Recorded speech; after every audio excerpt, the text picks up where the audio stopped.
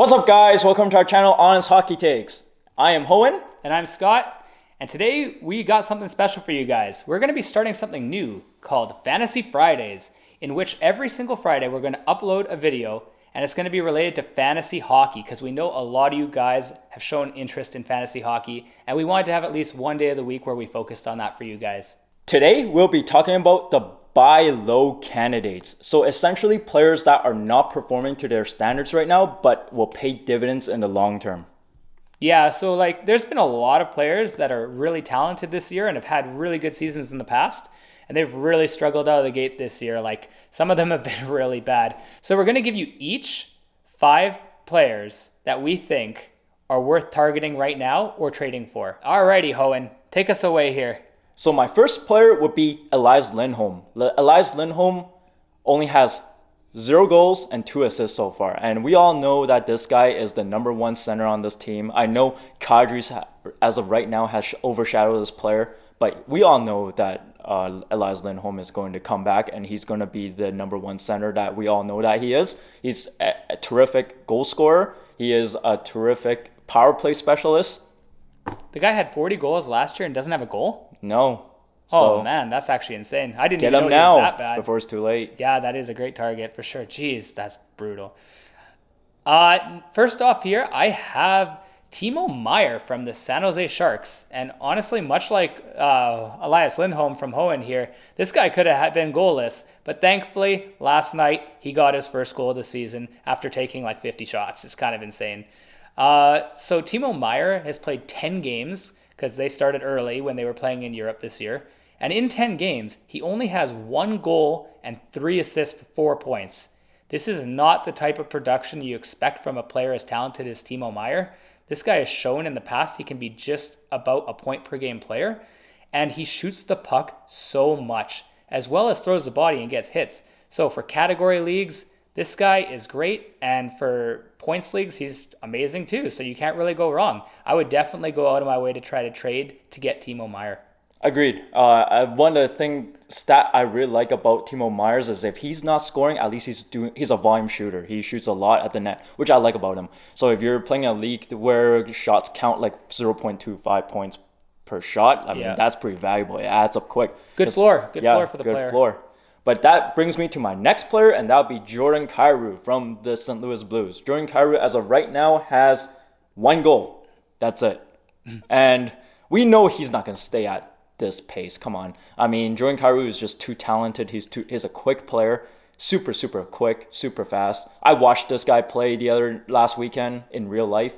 He didn't play that good that game, but hey, you know what? We all know the guys like him and Ryan O'Reilly will rebound this year.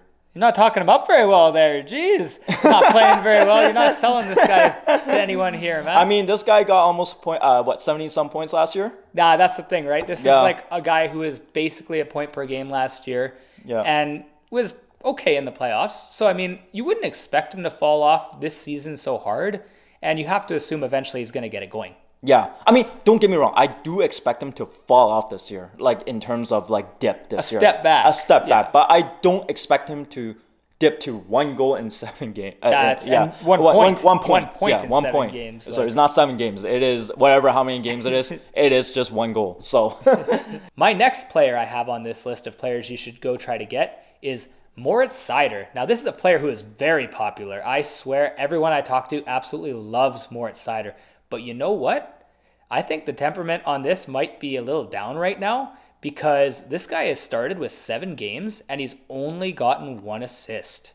And that's crazy. A guy who's the number 1 defenseman on your team, and he plays power play time usually, although because he's been so poor, they've been giving it to Filip Hronek, which I don't expect to last for the full season because it's clear that Moritz Seider is a great player and he is the future of this team, and I expect him to get that back very shortly. And on top of that, this is a guy who gets you peripherals. He hits, he blocks, he adds so much value for fantasy and just for the game in general, but for this purpose, for fantasy. And it would be great to trade for this player while the sentiment on him is down and people have a lower opinion and think he's going through this sophomore slump, which I don't think will last. One thing I want to say, trade for Moritz Seider now. The one thing we can Yeah. tell you guys, like just in general about this video and having done fantasy hockey for what, like 12 plus years? Yeah, many years. Many years, like definitely like double digits, is that people overreact quickly. Yep. So anytime, And keep in mind, this is how many games are we in a season right now? Like 5 games, 6 games, 7 games right now? Not that many, right? Not even 10 games in a season, and people are like, "Oh, this guy sucks," or this guy is trash. But I'm like, look at Mitch Marner last year. Yeah, last year I went and made a trade for Mitch Marner because he started the season with 8 games, and for some reason he had 1 assist in 8 games. And I was like, how does he have 1 point in 8 games? And some guy just traded him to me for nothing because he was just like, I don't want to deal with this guy. He's not putting up points. When in reality, we all know Mitch Marner's a 90-point player. And what did he do? And what did he do? He got 94, 95 points, and I was laughing, and I made it to the Final Four. So, I mean, sometimes you just got to go for these guys when they're struggling. Exactly. And from one defenseman to another, mine is Quinn Hughes from the Vancouver Canucks. First of all, Vancouver Canucks are pretty much struggling, and it's pretty well known across the league. And secondly, he's injured right now. So right now, it is a good time to pounce on him because I feel like a lot of fantasy hockey owners, they get a little reactive. Yeah, they panic when They panic even if a player's hurt for like 2 weeks, they Yeah, panic. they panic, and it's a good time to strike right now. I mean, it might not help you for the next 2 weeks, but it'll help you. I'm sure it's going to help you the weeks after that. Long-term investment here. Exactly. Yeah, for sure. I agree with that. My next player here is Sam Reinhart from the Florida Panthers. Now, last year, Sam Reinhart really had a coming out party. He was playing a lot with Barkov, and he ended up being over 80 points. That's crazy to think. 80 points for Sam Reinhart. And this year, he started the year off with 8 games played and only has 2 assists.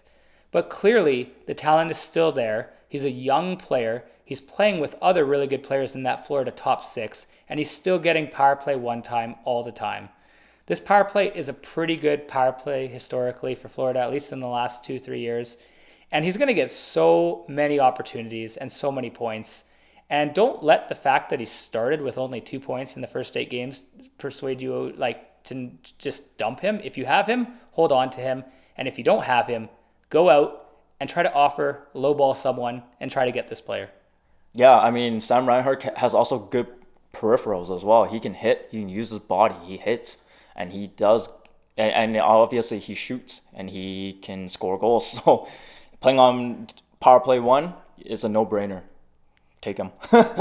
And my player would be Patrick Laine from the Columbus Blue Jackets. I know he had an injury there, but he just came back from an injury. As of right now, he only has 1 point in the season, and we all know this player is going to be better than that, especially with the team that added Johnny Gaudreau under their team, a superstar playmaker in my mind. Patrick Laine, with his terrific shot, should be able to get at minimum 25 goals. If he doesn't reach that, I don't know what to say. But yeah, the thing that's great about Laine is you get the combination of getting a bunch of shots and you also get the goals. Mm-hmm. And this is the best playmaker he's ever played with before in his career, having Johnny Hockey passing him the puck. So I think that he has really good potential to rebound from here. And you're getting him at a discount right now if you trade for him now because he came off injury and he's been brutal. So, I mean, you get the double whammy there, guys. It's not going to cost you that much in player capital to go out and trade for this guy. My next player I have for you guys is a defenseman who actually just switched teams this year, and that's John Klingberg of the Anaheim Ducks. So I'm not a big fan of this player in general, but when you're getting a defenseman that's playing over 22 minutes a game on average and is playing as the power play 1 quarterback and historically has been great at producing points, you got to be interested. And this guy so far has started with 2 points, 2 assists in 7 games played. Now, I know the Ducks aren't some high-powered offense, but whenever you're getting a cheap power play 1 quarterback, you got to at least try to get a guy like that. I mean, usually in fantasy hockey, you're starting 4 defensemen, and there's no way you can tell me, unless you are really good at drafting, that you have 4 defensemen better than John Klingberg long-term for points. So I would definitely go out of my way to lowball someone to get this player. Yeah, I mean, John Klingberg is one of the better defensemen to carry the puck across the line. He's one of the better players in doing that. But at the same time, if you're playing in a league that has negative points, plus minus, I probably would stay away from John Klingberg. But in general, John Klingberg has elite offensive senses. Like plus minus would be the only negative really about a guy like that, because he's on such a bad team like the Ducks. Yeah, but most leagues that I know don't play plus minuses, so you should be fine. He will get you a lot of assists. Should get you a lot of assists. Yeah, if it's like a points league, I think you're laughing. Yeah, you're laughing. But yeah, that brings me to my final player, and my final player would be Jack Campbell from the Edmonton Oilers. Oh boy, this guy has been bad. I mean, I know he's been winning some of these games, but he hasn't looked good in winning these games. And I think a lot of the Edmonton Oilers fan would agree with that.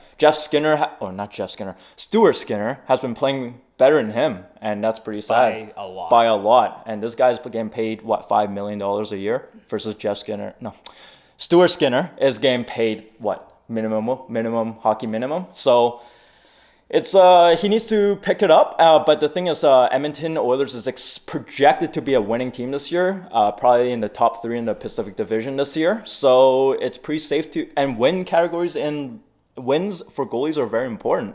So you want to go out and get this player while his stock is low right now. Yeah, wins are pretty much the most important thing for a goalie in most fantasy leagues, at least.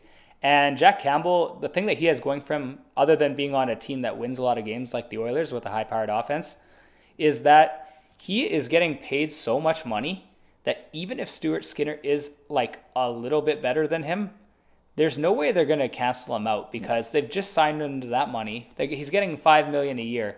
They're not just going to stop playing him. It's not going to be like somehow Stuart Skinner takes over and plays 55 games this year. That's not going to happen. They're going to keep going with Campbell until he finds it, because they've paid him the money and they're invested into it. All right, and my final player on my list here for you guys is also a goalie, and this one's kind of controversial. It shouldn't be, but Thatcher Demko of the Vancouver Canucks. Now, we all know that Vancouver lately has been the biggest laughingstock ever, but they finally got their first win. Let's clap for Vancouver quickly. We're so impressed with you guys. Only took like 8 games to get a win. Congrats. But the thing about Thatcher Demko is, going into this season, I had him personally as like a top 5 or 6 goalie in the league. So you are getting a goalie with a record of 1 win and 5 losses, and he has a goals against of like 4.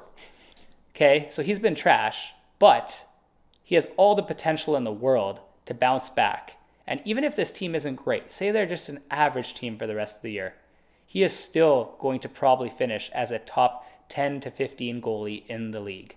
So it's worth, for fantasy-wise, you trying to pick this guy up. What's Vancouver's record right now? Like 1 win and 8 losses right now?